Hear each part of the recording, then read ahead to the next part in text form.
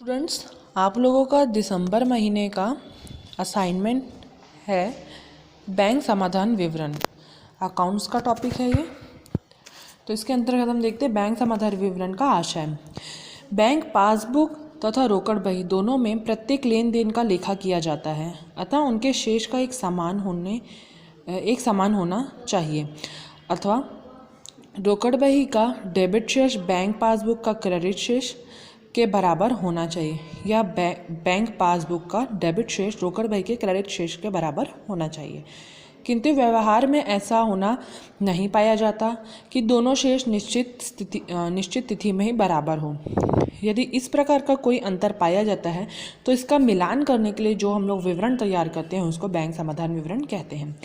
इसके अंतर्गत क्या है, बैंक समाधान विवरण क्या होता है। अगर हम लोग रोकड़ बही और जब हम लोग कुछ लेन देन करते हैं तो रोकड़ बही और बैंक पासबुक में उसका लेखा करते हैं, ठीक है। तो इसके अंतर्गत क्या बताया गया कि रोकड़ बही का डेबिट शेष और बैंक पासबुक का क्रेडिट शेष बराबर होना चाहिए, या बैंक पासबुक का डेबिट शेष और रोकड़ बही का क्रेडिट शेष बराबर होना चाहिए। ये कई दिशा में बराबर होता है, लेकिन अगर जब ये बराबर नहीं होता तो ये बराबर क्यों नहीं है, ये सब चीज़ की जानकारी प्राप्त करने के लिए जो हम लोग समाधान विवरण बनाते हैं, जो हम लोग विवरण तैयार करते हैं, तो इसे ही हम लोग बैंक समाधान विवरण कहते हैं। इसके अंतर्गत परिभाषा है, बैंक समाधान विवरण एक ऐसा विवरण है जो बैंक की पासबुक में दर्शाए गए ग्राहक के शेष का ग्राहक की रोकड़ बही के बैंक स्तंभ में दर्शाए गए बैंक शेष से मिलान करने के प्रयोजन से तैयार किया जाता है। इसके अंतर्गत आप परिभाषा 2-3 प्रिपेयर करेंगे। अब हम आगे देखते हैं इसके अंतर्गत बैंक समाधान विवरण की विशेषता। सबसे पहला है अंतर की दशा में तैयार करना। बैंक समाधान विवरण तभी तैयार किया जाता है जब रोकड़ बही और बैंक शेष का तथा बैंक पासबुक में अंतर हो। जब इसमें अंतर होता है रोकड़ बही और बैंक पासबुक में, तभी हम लोग इसकी अंतर की दशा को ज्ञात करने के लिए ये बैंक समाधान विवरण बनाते हैं। दूसरा है निश्चित तिथि को तैयार करना। बैंक समाधान विवरण एक निश्चित तिथि को तैयार किया जाता है जब पासबुक में प्रविष्टियाँ करके बैंक इसे ग्राहक को भेज देता है, तब ये तैयार किया जाता है। फिर यह ग्राहक द्वारा तैयार किया जाता है। फिर यह अंतर की वास्तविकता की जानकारी के लिए, अंतर किस कारण हुआ इसकी वास्तविकता की जानकारी प्राप्त करने के लिए यह विवरण तैयार किया जाता है। फिर अगला है छल कपट या त्रुटि का पता लगाने के लिए तैयार किया जाता है। इसमें किसी प्रकार की छल कपट या त्रुटि हो रही है या कर्मचारी द्वारा कुछ गलती की जा रही है तो उसका पता लगाने के लिए यह विवरण तैयार किया जाता है। यह एक विवरण है, खाता नहीं। बैंक समाधान विवरण एक विवरण है, खाता नहीं, या केवल एक विवरण होगा। फिर इसकी उपयोगिता, महत्व, ये सब आप बुक से प्रिपेयर करेंगे, यहाँ पर भी दिया हुआ है। फिर अब आगे बढ़ते हैं हम पासबुक, ग्राहक पुस्तिका तथा रोकड़ बही के बैंक शेष में अंतर के कारण। अब देखते हैं कि अंतर किस किस कारण से होता है। ऐसे व्यवहार जो रोकड़ बही में लिखे गए हों किंतु पासबुक में नहीं लिखे गए हों। बैंक पर लिखे गए चेक आदि जो भुगतान हेतु प्रस्तुत नहीं होते। बैंक पर लिखे गए चेक जो भुगतान हेतु प्रस्तुत नहीं होते। अब देखिए, व्यापारी अपने अनेक भुगतान चेक के माध्यम से करता है। जब चेक भुगतान स्वरूप अन्य व्यक्ति को दिया जाता है तो तत्काल रोकड़ बही के क्रेडिट पक्ष में बैंक खाने में ऐसे चेक की राशि जमा कर दी जाती है, किंतु बैंक की पुस्तकों में व्यापारी खाते में इन्हें उस समय डेबिट कर दिया जाता है जब चेक भुगतान कर दिया जाता है। तो अतः इस स्वाभाविक है कि समाधान विवरण तैयार करने की तिथि को कुछ चेक बैंक के भुगतान हेतु प्रस्तुत नहीं होते। इसी कारण रोकड़ बही के बैंक खाने में शेष में अंतर रहता है। फिर अगला है बैंक में जमा करने के लिए किए गए किंतु संग्रह नहीं किए गए चेक। बैंक में जमा कर दिए लेकिन संग्रहित नहीं हुए, तो इसके अंतर्गत रोकड़ बही और बैंक पासबुक का मिलान होता है। फिर है अगला विनिमय विपत्र, चेक आदि का अनादर। जब विनिमय विपत्र, चेक आदि अनादरित हो जाते हैं तो इसके बारे में बैंक की जानकारी प्राप्त करने के लिए यह विवरण तैयार किया जाता है। फिर अगला है प्राप्त चेक जो रोकड़ में लिखे गए किंतु बैंक में नहीं, ठीक है। हमको जैसे चेक प्राप्त होता है हम उसका लेखा जोखा किस में कर देते, रोकड़ बही में तो कर देते, लेकिन बैंक पासबुक में करना भूल जाते हैं, तो इसके अंतर्गत इसका विवरण तैयार किया जाता है। फिर अगला है निर्गमित चेक अनादृत हो जाने पर रोकड़ बही में अनादरण का लेखा नहीं होना। अगर कोई चेक है जो निर्गमित कर दिया गया और वो अनादृत हो गया, ठीक है, अनादृत हो जाने पर उसका लेखा अगर हम बैंक पासबुक में या रोकड़ बही में नहीं करते तो उसका लेखा करना। इसी के द्वारा ये सब आपका दिया हुआ है। अब ये है अंतर के कारणों का शेष पर प्रभाव। अब अंतर के कारण ये सब आप लोग प्रिपेयर करेंगे, पढ़ेंगे बुक से।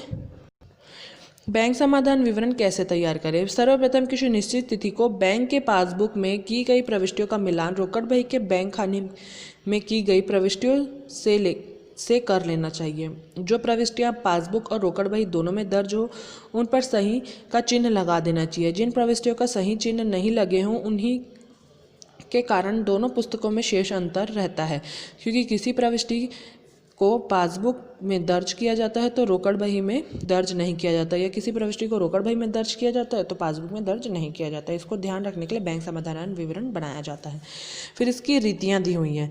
प्रथम रीति क्या है, रोकड़ बही के शेष को लेकर बैंक समाधान विवरण तैयार करना। ठीक है, इसमें ये देखिए, रोकड़ बही के अनुसार बैंक शेष या तो नाम हो सकता है या जमा हो सकता है। डेबिट शेष इस बात को दर्शाता है कि व्यापार की बैंक के पास रकम जमा है और पासबुक में उसे क्रेडिट शेष रूप में दर्शाया जाएगा। इसके विपरीत रोकड़ बही में बैंक शेष क्रेडिट है तो यह अधिविकर्ष का प्रतीक माना जाएगा, अर्थात व्यापारी ने बैंक के जमा रकम से अधिक रुपया निकाला है तो पासबुक में इसे नाम शेष के रूप में दर्शाया जाएगा।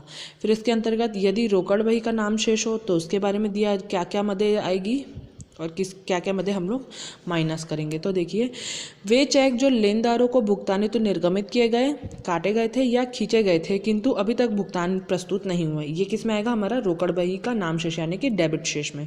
ठीक है, फिर इसमें हम इसको प्लस करेंगे। ठीक है, फिर है बैंक द्वारा दिया गया ब्याज जिसे रोकड़ बही में प्रविष्ट नहीं किया गया, ये हमारा प्लस होगा।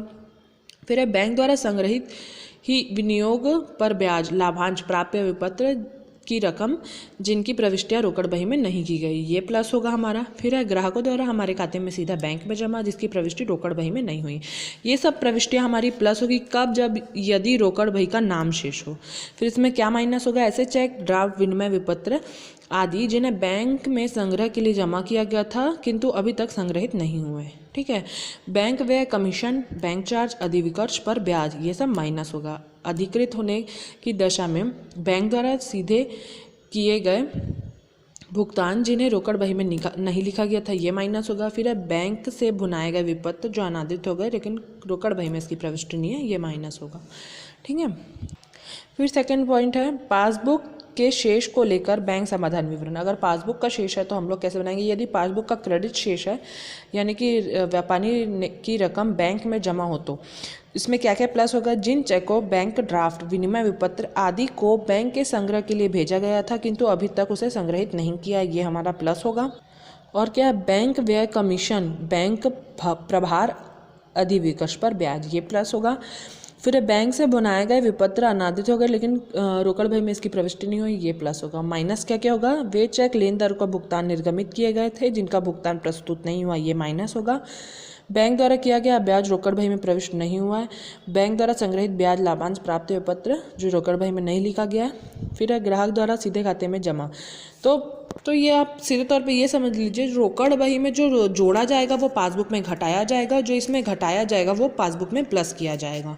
ठीक है, इसके बाद हम आगे बढ़ते हैं। क्या है सेकंड पॉइंट, क्या है, जब पासबुक के अनुसार नाम शेष हो अर्थात बैंक अधिविकर्ष हो तो इसका नाम शेष होगा। कैसे, ये देखिए, कौन सी मद इसमें प्लस होगी, माइनस होगी, मदें जिनका लेखा नहीं किया गया और रोकड़ बही का शेष, पासबुक का शेष, नाम शेष यानी कि डेबिट शेष, जमा शेष यानी कि क्रेडिट शेष, डेबिट और क्रेडिट। फिर सामान्य मदें, चेक जो निर्गमित किए किंतु भुगतान प्रस्तुत नहीं किए, ये हमारा रोकड़ बही में प्लस होगा, प्लस होगा डेबिट में और क्रेडिट में होगा माइनस। वैसे ही सेम होगा, पासबुक में प्लस होगा और क्रेडिट में माइनस होगा। ठीक है, बैंक द्वारा जमा रकम पर ब्याज, विनियोग पर संग्रहित ब्याज, लाभांश, प्राप्ति विपत्रों की राशि जो ग्राहक द्वारा सीधे जमा किया तो ये दोनों में प्लस होगा और दोनों में माइनस होगा। फिर है संग्रह हेतु बैंक में जमा कराए गए चेक, बैंक ड्राफ्ट, विनिमय पत्र आदि जो संग्रह नहीं हुए तो पहले ये डेबिट में माइनस, क्रेडिट में प्लस, वैसे ही पासबुक में डेबिट में माइनस, क्रेडिट में प्लस होगा। फिर इसके आगे बढ़ेंगे, बैंक व्यय, बैंक द्वारा लिया गया कमीशन, बैंक प्रभार, अधिविकर्ष पर ब्याज, बैंक द्वारा चुकाए गए बीमे, देय विपत्र की राशि, ये दोनों में घटाई जाएगी डेबिट पक्ष में और दोनों में जोड़ी जाएगी क्रेडिट पक्ष में, पासबुक और रोकड़ बही में। फिर विशेष मदे, निर्गमित चेक जो बैंक में अनादृत करके लौटा दिया गया, दोनों में प्लस होगा डेबिट में और दोनों में माइनस होगा क्रेडिट में। फिर है बिल के निवर्तन की छूट पासबुक में लिखी गई हो किंतु रोकड़ बही में नहीं लिखी गई होगी, तो यह किस में, दोनों के डेबिट में प्लस, दोनों के क्रेडिट में माइनस होगी। फिर है पासबुक के क्रेडिट पक्ष का अशुद्ध विवरण हो गया होगा, अगर कोई गलती हो गई होगी, त्रुटि हो गई होगी, दोनों में प्लस होगा डेबिट में और दोनों के क्रेडिट में माइनस होगा। फिर है संग्रह के लिए भेजे गए चेक जिनका संग्रह हो गया है किंतु रोकड़ बही में नहीं लिखा गया, तो दोनों में प्लस, दोनों में माइनस होगा। बैंक में जमा चेक अनादृत होकर लौटा हो जिसके अनादरण की प्रविष्टि रोकड़ बही में नहीं होगी, तो दोनों में घटाएंगे और दोनों में जोड़ेंगे। जो चेक रोकड़ बही में डेबिट पक्ष में लिखे गए किंतु बैंक भेजना भूल गए, तो दोनों में घटेगा और दोनों में जुड़ेगा। ठीक है, इसी तरह आप लोगों को थ्योरी पार्ट कंप्लीट होता है। अब हम आगे बढ़ेंगे।